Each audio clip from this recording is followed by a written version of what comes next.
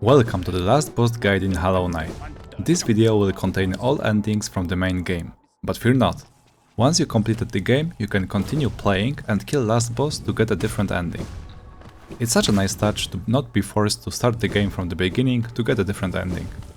I'm explaining them here because it changes the fight itself, which is really cool. You might treat it like a little spoilers, so you watch on your own risk. Let's start from the regular ending. To access last boss, you need to kill 3 Dreamers. After that, Temple of the Black Egg will be opened. Inside, you will find bench as well as stone, which shows how much game completion you have achieved. If Hornet doesn't stand next to temple entrance, then you will get a regular ending. After you go right from bench, you will enter boss room. Room is quite big and in the middle is him, the Hollow Knight. First ability is Lunge. Boss charges about 50% of the arena with his nail pointed forwards. You can shadow dash through, but I advise to learn jumping over and sneaking 1 or 2 nail hits. Next ability is Triple Slash. Boss is rapidly attacking and going forward. If you are next to Hollow Knight, it's safest to shadow dash through.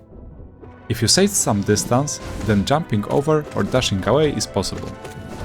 I prefer jumping over to damage boss as well.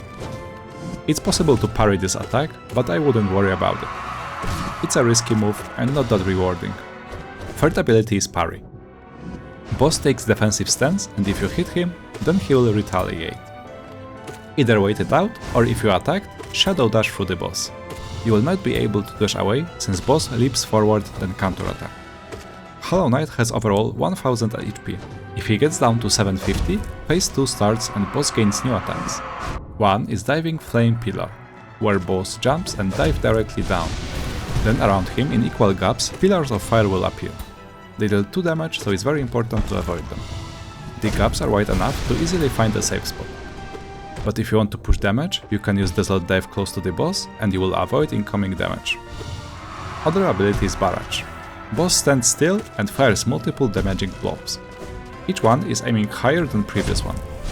My tactic is to stay on the ground at a little bit of distance, shadow dash through blob and damage boss until he finishes his animation. When boss reaches 400 HP, phase 3 begins. It starts with self-stab ability. Hollow Knight will start hitting himself with nail. During that time, boss takes reduced damage, so it's perfect time to heal. Next ability is Outbreak.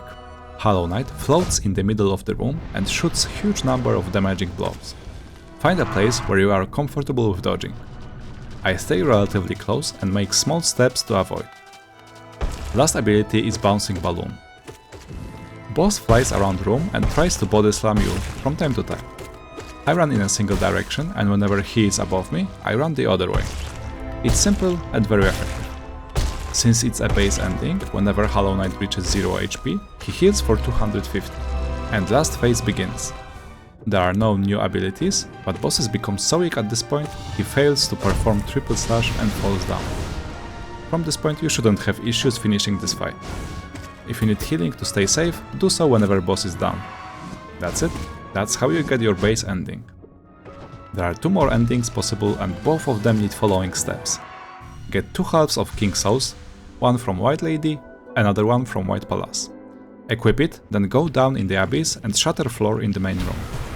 Find path to room containing the only mirror in the game, dream nail it, and complete the coolest segment in Hollow Knight. After that, your King Soul will transform into Voidheart.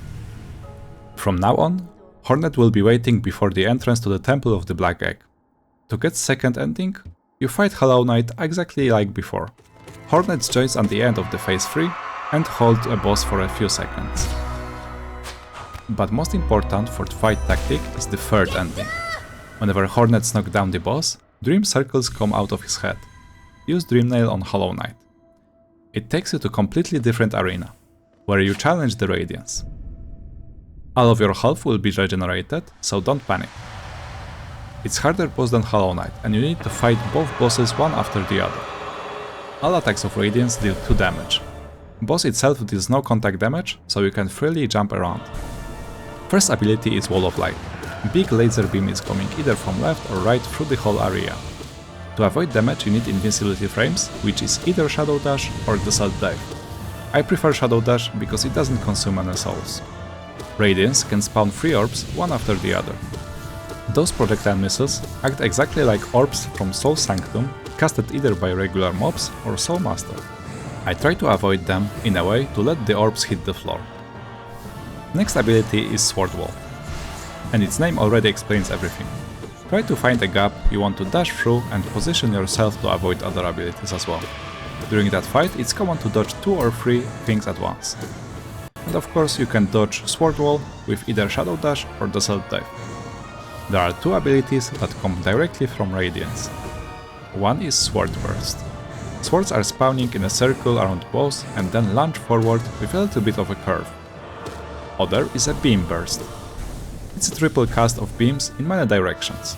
My tactic for that is to walk into space that was targeted by previous beam. Boss never shoots same spot twice in a row. While boss HP goes down, spike floor will start appearing. First, they cover half of the room, rotating between left and right. There is an indication, then spikes come up. If Radiant's HP goes further down, then spikes appear on both left and right edges of the platform, still covering roughly 50% of it. In that phase, boss will only cast Sword Rain ability. Radiance stays in the middle of the room until pushed to the next phase. You need to maneuver between swords and deal damage. It's possible to fit between 2 swords and not take damage, but I find it too risky. After you succeed, boss will enter first intermission phase. It's enough time for you to heal up to 6 times, trust me. Just be quick and jump away as soon as possible after healing. In this phase, Radiance has exactly the same abilities. The difference is in arena itself. Instead of one big platform, you need to jump between many small ones. From good news, spikes will not spawn anymore. Once you deal enough damage in that phase, last intermission phase will begin. All platforms from current phase will slowly disappear. New one will appear above. You need to climb up to reach Radiance. Meanwhile, boss is shooting deadly lasers towards you. My advice is to take it slow and always save one movement ability as a save button. So in case you are about to get hit, dash away or double jump to avoid. Once you are on the top, you only need to hit boss once to finish the fight. And that's it, that's the fight. I'll talk a little bit about charms now. My favorite is regular nail charms, but there is one interesting interaction I need to tell you. If you equip Lifeblood charms, they will recharge for Radiance 5. That makes their value double.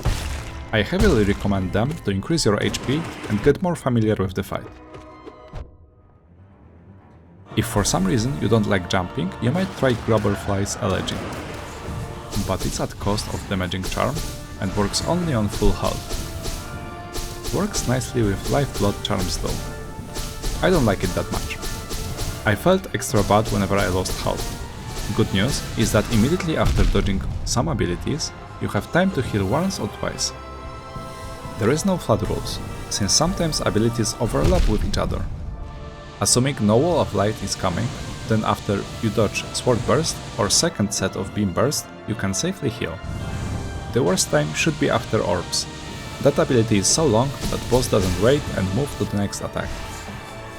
You might take some time to run those 2 fights, but that's okay. Your bench is right next to the boss room. There is no downtime if you want to have another try. Don't get discouraged. It's a last fight, it's supposed to be hard. From this point only some DLC bosses are harder. Take your time, take it easy and you will succeed. That was all for this boss guide, thank you for watching and see you in the next one.